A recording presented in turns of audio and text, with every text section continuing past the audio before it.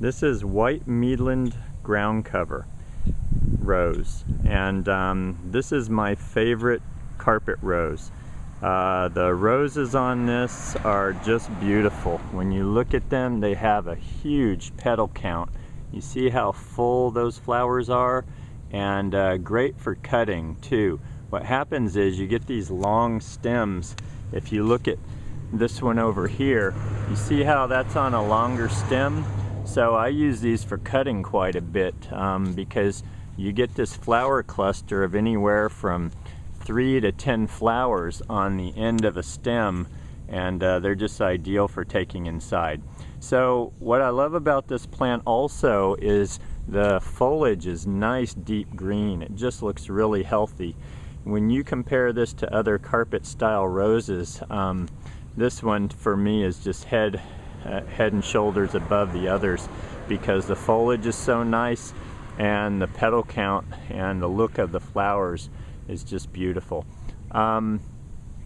Here a designer has used these in mass in a center island. I'm going to show you some other video of how these look when they're finishing. Here's the downside to this plant.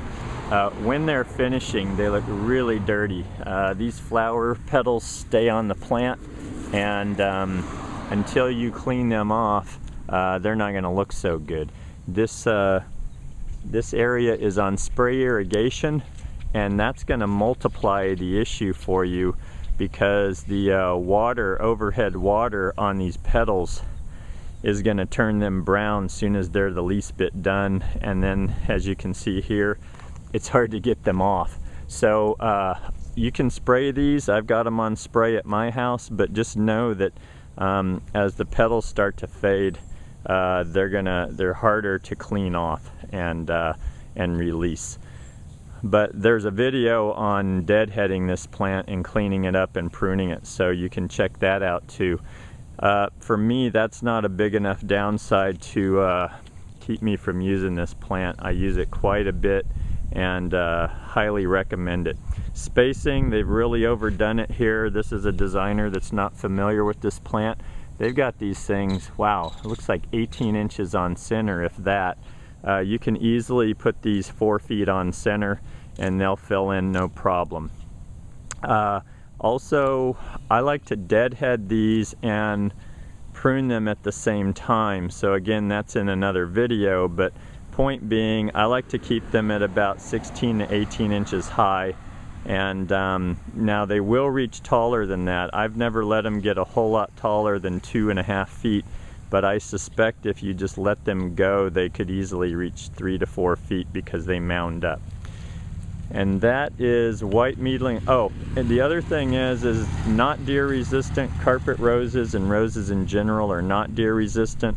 Water, they like regular water, and they also like regular feeding. If you want to get the most out of the bloom cycle, give these a regular feeding with a rose or perennial type food, and also with some nitrogen in there to keep the foliage looking good.